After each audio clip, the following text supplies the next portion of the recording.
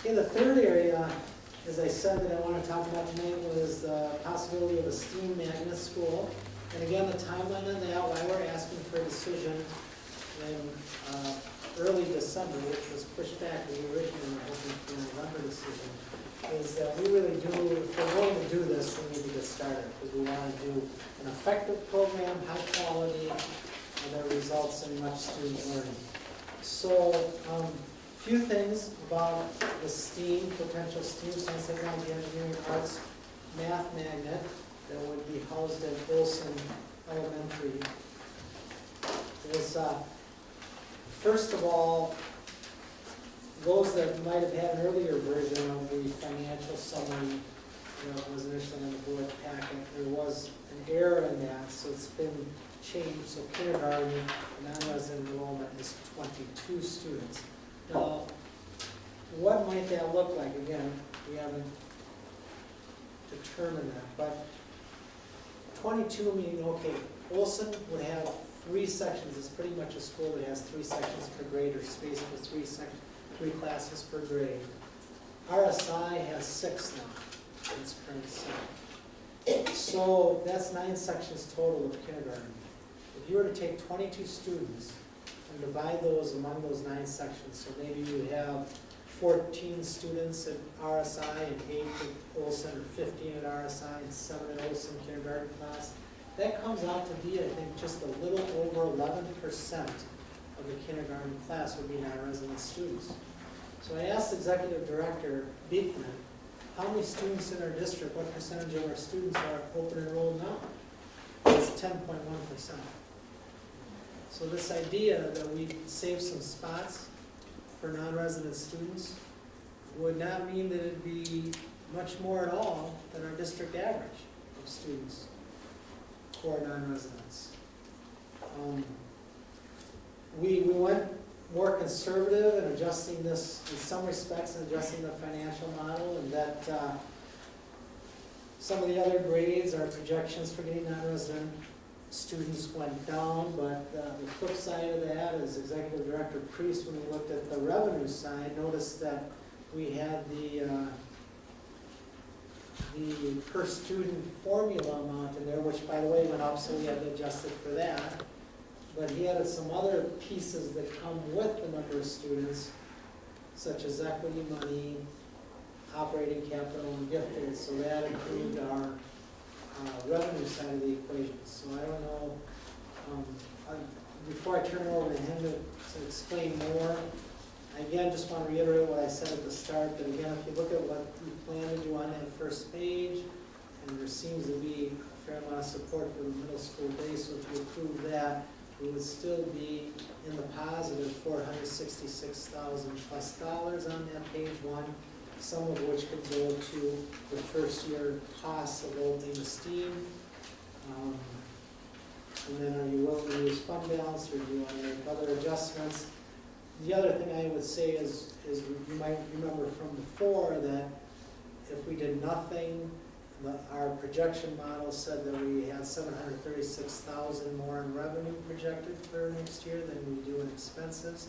If you did that with the 466, that essentially would pay for all of the first year STEAM, and would be no fund balance. However, you might want to save that 736, not knowing if our projections will be met, specifically contract negotiations when all our contracts still open and none of them settled at this point in time.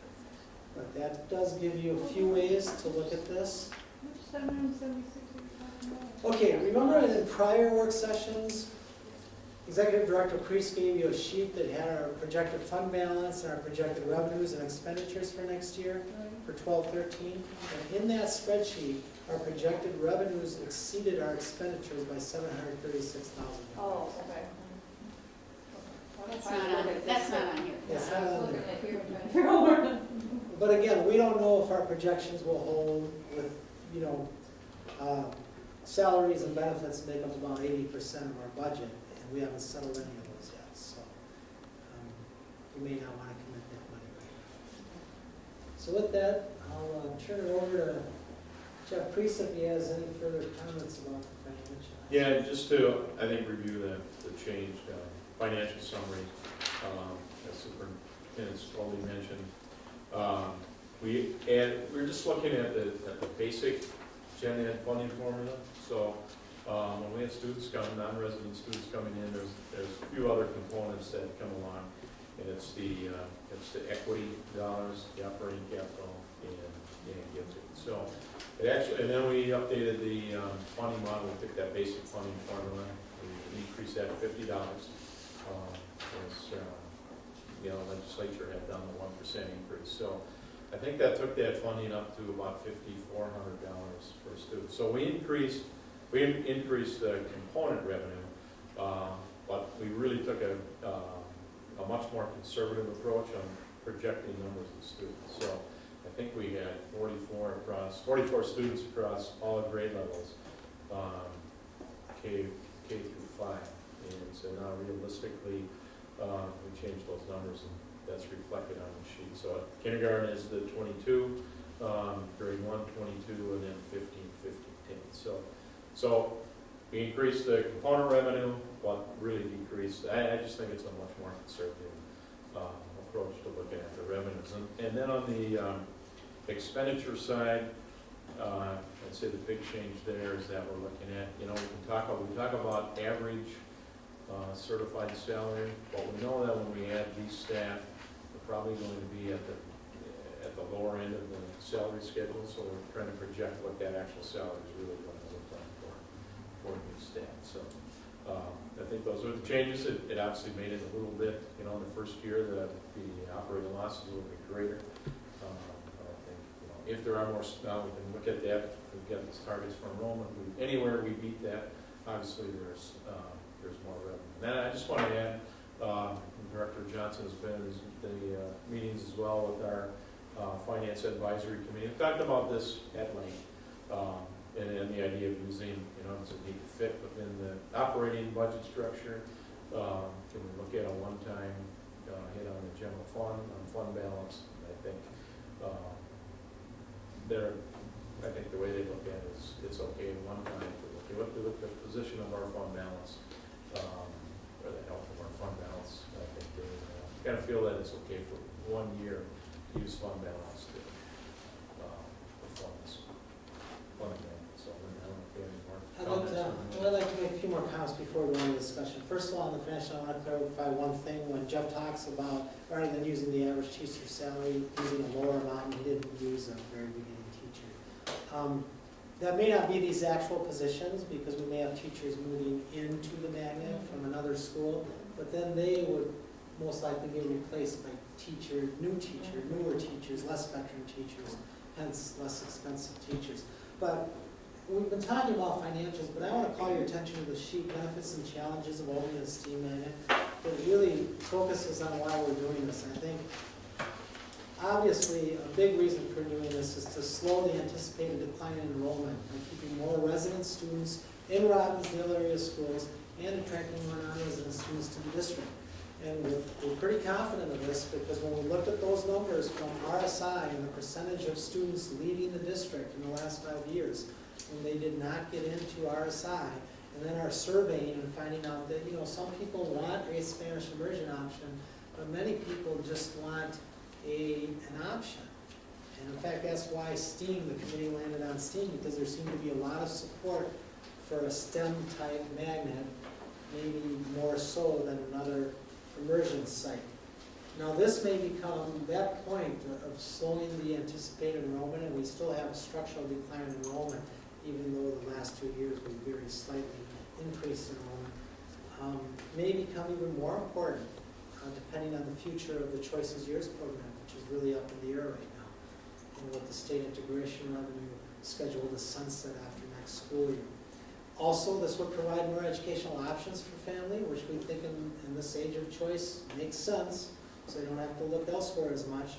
It would address some space needs at existing elementary schools, which isn't the major reason for doing this, but it would be a nice bonus. Also, an opportunity we think it presents to create a magnet school that reflects the diversity in the school district, and we would be very focused on that. Opportunity to explore professional development, teaching strategies and curriculum that could be replicated in other district schools, and over time, the potential, we think the likelihood, given the financial model, to bring in revenue that exceeds expenditure so it could help other programs in the district as well as fund the magnet school. Now, challenges. If the student body does not reflect the diversity in the school district, and I know this is a concern of the school board, it's a concern of the administration, that's a paramount concern to us. First few years, it's projected that expenses will exceed revenues. Right now, it looks like we can handle that in the budget, but in the next few years, will that put a strain on it? And of course, a big challenge is if enrollment projections are not realized, then the financial model becomes worse than we're projecting. Now, as Jeff pointed out, with the adjustments, the rather conservative adjustments regarding enrollment, we're even more confident in this financial model than we were before. So I just want to speak a little bit more about the trying to get a school that reflects the diversity in our community. Of course, we can't guarantee that because people will make choices on which school they go to. However, there's a number of things we can do. We have a list of areas of consideration. Now, we didn't spell out exactly how an enrollment entrance policy will look because we need to take time to really think this through and look at the number of seats. But definitely many of those things are ways that we can get towards a more diverse student body. But I think there's another very important key. And I think that is personal contact with families more than once to let them know about options. Because I think when that is not done, certain families maybe are more in tune to how the system works. They explore options. Other families don't know about those options, and you may get a less diverse student body. But if you're more intentional about informing families and making direct contact, I think it really improves the chances of that going up. And I will say, Tia next to me can speak to this, because in our last district, where some magnet schools were started, the one that she worked at was taking an existing school and making it a whole school gifted magnet, gifted and talented magnet. Now, as you can imagine, a gifted and talented magnet for the open seats, it has certain academic criteria, right? This was in the least diverse school in the district. And when it switched to being a gifted and talented magnet, it became more diverse. That's because people made direct contact with families. Since it had academic criteria, culturally appropriate instruments were used to assess, and we were able to increase the diversity. So I think it can be done. I totally understand the concern that it might be not as diverse of a school, and I share that concern. But what I would say, that history does not have to repeat itself. It can be done differently. I think there are steps we can take to increase the likelihood that we'll have a more diverse student body. On that note, I was just thinking, as you were saying that one of the reasons it's difficult to get that diversity with the RSI site is because they have to select a kindergarten. Whereas with this one, you can go into the school anytime, so we've already got the kindergartners in our buildings, and that's where you can have some of that personal contact. So, But I will say that in the district that I was in formerly, the class with the largest diversity this year, due to the efforts that we went through the last 2 years, the most diverse class of students